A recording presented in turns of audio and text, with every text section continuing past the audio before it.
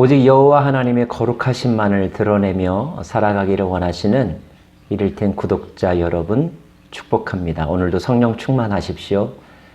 오늘은 민수기 21장입니다. 민수기 21장에는 이스라엘 백성들의 긴 여정이 한 장에 압축되어서 기록되어 있습니다. 진광야 가데스 부근에서부터 많은 지명들이 등장하고요. 결국 비스가산 꼭대기라고 하는 지명까지 나옵니다. 비스가산 꼭대기는 모압 땅에 있고요. 가나안 땅이 내려다 보이는 산 정상 모습이죠. 신명기가 기록된 곳이기도 합니다. 그렇다고 본다면 21장에는 많은 그 여정들이 축약되어서 기록되어 있음을 우리가 알게 됩니다. 21장에서 특별히 세 가지 사건을 함께 좀 살펴보기를 원하는데요. 첫째는 그 유명한 불뱀 사건입니다. 먹을 것이 없고 또 그들이 걸어가는 길이 우회길을 통하여 가다 보니 그 여정에 많이 힘들었던 것 같습니다. 결국 그들은 또 불평하죠. 그리고 차라리 이집트가 나았겠다 이런 이야기들을 합니다. 여러분, 우리는 민주주의 사회에 살아가고 있고 또 대부분의 민주주의 국가들은 자본경제, 시장경제주의를 택하고 있습니다. 인간의 제도는 완벽하지가 않아서 하다 보면 여러 가지 문제점들이 발생하고는 하죠. 불평등의 문제라든지 부익부, 빈익빈의 문제 같은 것들입니다. 그러나 여러분, 아무리 그것이 힘들다고 한다 할지라도 그렇다고 해서 우리가 공산주의가 더 좋았겠다 이렇게 말해서는 안 되는 것 아니겠습니까? 그것은 우리가 공산주의를 경험해 보지 못했기 때문에 공산주의가 어떤 것인지를 알지 못하기 때문에 하는 불평과도 같은 것이죠. 똑같은 이스라엘 백성들의 불평의 패턴들을 통하여서 분명한 교훈을 마음속에 새기기를 원합니다. 여호와께서 이번에 진노하셨습니다. 그래서 불뱀들을 통하여 그들을 징계하셨죠. 한 가지 독특한 새로운 반응이 이스라엘 백성들에게 나옵니다. 백성이 모세에게 이르러 말하되 우리가 여호와와 당신을 향하여 원망함으로 범죄하였사오니. 드물게 이스라엘 백성들이 우리가 범죄하였다, 원망하는 범죄를 저질렀다 이렇게 자신들의 잘못을 인정하고 용서와 은혜를 구하는 모습을 보여주고 있습니다.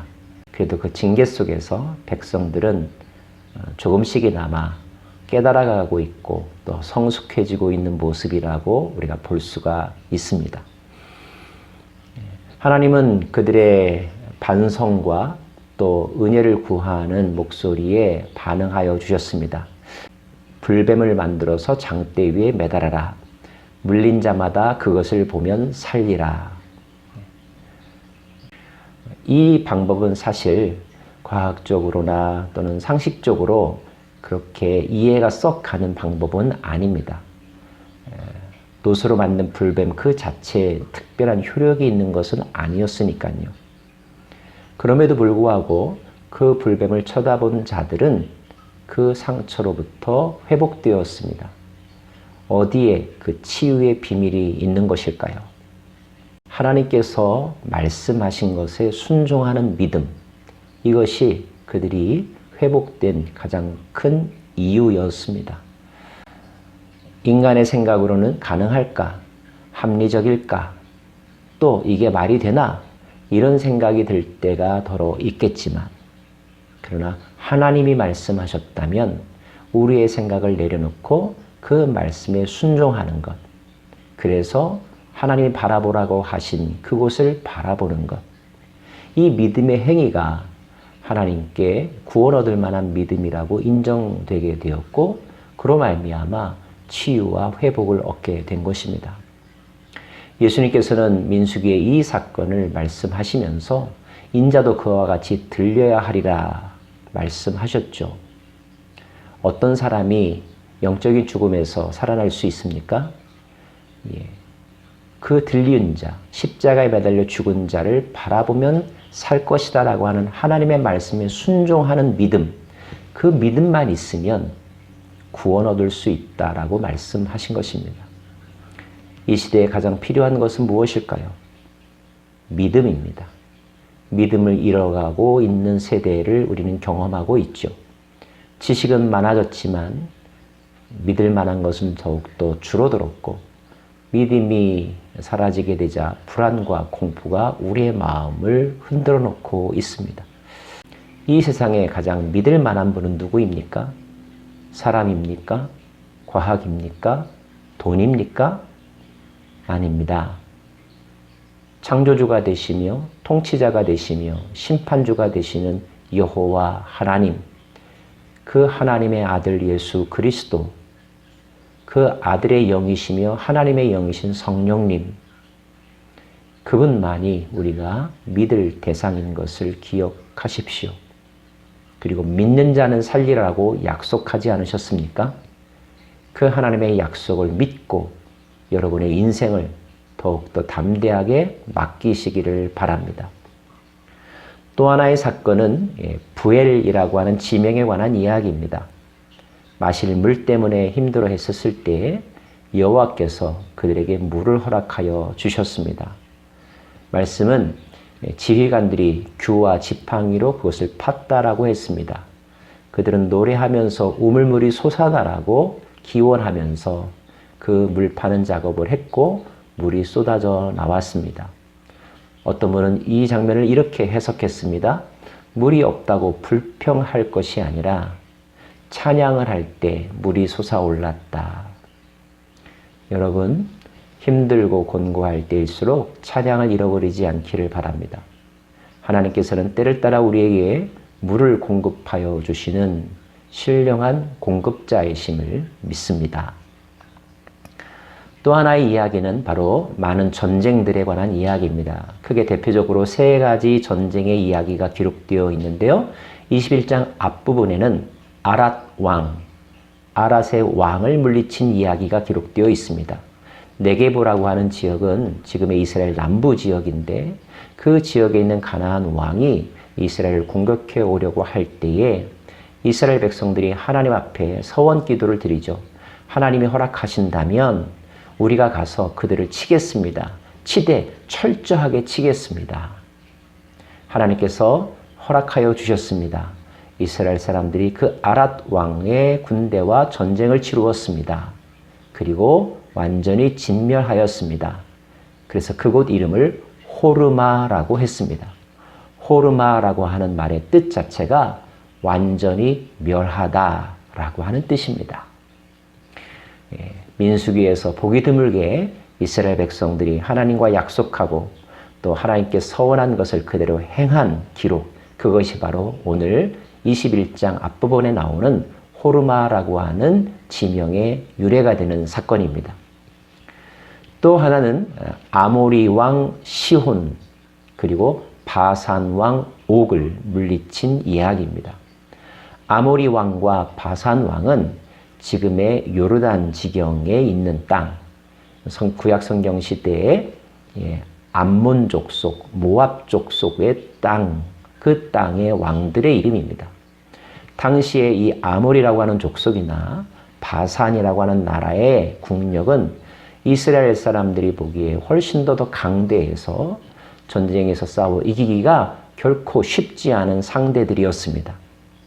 그럼에도 불구하고 이스라엘은 그 아모리 족속 왕 시혼과의 전쟁에서 큰 승리를 거두었습니다. 그래서 아르논 골짜기에서부터 야복강까지를 차지했다. 성경은 기록합니다. 아르논 골짜기를 혹시 보신 적이 있습니까? 저는 가본 적이 있는데요. 사람들은 그 아르논 골짜기를 요르단의 그랜드 캐년이다 이렇게 이야기합니다. 깊은 골짜기로 이루어져 있어서 요새와 같은데 그 요새를 뚫고 올라가 승리한다는 것은 결코 쉽지 않은 일이었다는 거죠. 그럼에도 불구하고 이스라엘이 그들과의 전쟁에서 승리했습니다. 바산 왕 옥을 물리친 사건도 기념비적인 사건입니다. 사건은 이제 요단강 건너 서쪽, 즉 가나안 사람들에게까지 소문으로 전해져서 그들이 이스라엘 군대가 이스라엘이라고 하는 나라가 오는 것에 대해서 경계하고 때로는 두렵게도 만들었던 엄청나게 큰 전쟁의 승리의 사건입니다. 오늘 말씀 21장 마지막 절은 이렇게 여호와께서 모세에게 이르시되 그를 두려워하지 말라.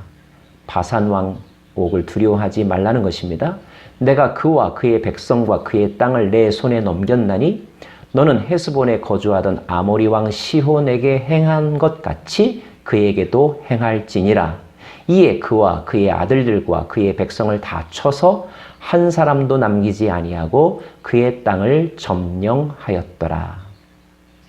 하나님은 아랏 왕을 물리친 사건이나 아모리 왕 또는 바산 왕을 물리친 사건에서 하나님이 너희들에게 허락했다면 너희들은 그 땅을 차지하되 완전히 섬멸하여 완전히 정복하라. 하나님이 우리에게 허락하신 것을 인간적인 생각이나 또 자신이 가지고 있는 알량한 아량 또는 자기의 거룩함을 드러내고자 하는 마음으로 적당하게 봐주고 또는 빼돌리고 또는 타협해서는 아니 된다는 거예요. 하나님께서 주셨다면 온전히 취하라는 것입니다. 온전히 취하여 그것을 하나님 앞에 거룩한 산제물로 올려드리라는 거예요. 그리고 그 과정 속에서 도와주신 하나님의 거룩하심을 나타내라는 것입니다. 모세의 치명적인 실수는 무엇이었습니까? 모세가 하나님의 거룩하심을 나타내지 않고 자신의 거룩함을 나타내었다는 거죠. 하나님이 허락하셨다면 완전히 멸하여라. 그 대표적인 사건이 바로 호르마라고 하는 것인 것을 사랑하는 여러분, 하나님께서는 저와 여러분에게 이 세상을 맡겨주셨고 주님께서 맡겨주셨다면 우리는 주의 이름으로 이 땅을 끝까지 하나님의 이름으로 정복해 나아가는 것입니다. 완전히 말이죠. 그리고 그 정복된 땅을 나를 위해서 사용하는 것이 아니라 하나님의 영광을 위하여 하나님의 나라의 건설을 위하여 온전히 그분께 올려드리는 것. 그런 마음과 그런 목적으로 정복한다면 그 정복을 누가 제국주의라고 말하겠습니까? 누가 그것을 폭력이라고 말하겠습니까? 하나님의 뜻을 이루어가는 것이고 그리고 모든 사람을 살리는 길이며 그리고 하나님의 나라를 이 땅에 이루어가는 하나님 말씀의 성취가 아니겠습니까? 오늘 주께서 여러분에게 허락하신 직장, 주께서 여러분에게 허락하신 직업, 주께서 여러분에게 허락하신 모든 만남들, 그 만남들과 장소와 순간들 속에 온전히 하나님의 이름으로 승리하는 우리 모두가 되기를 간절히 바랍니다. 기도하겠습니다. 오 하나님, 하나님이 우리에게 주신 것이라면 온전히 취하여 그것을 통하여 하나님의 이름을 드러내고 하나님의 뜻을 성취하는 삶 살아가기를 간절히 원합니다. 오직 우리의 인생의 분명한 목적은 하나님의 거룩하심을 따라가며 하나님의 거룩하심을 드러내는 것. 오늘도 그 거룩의 영성을 저희 안에 충만히 부어 주옵소서. 예수님 이름으로 기도합니다. 아멘.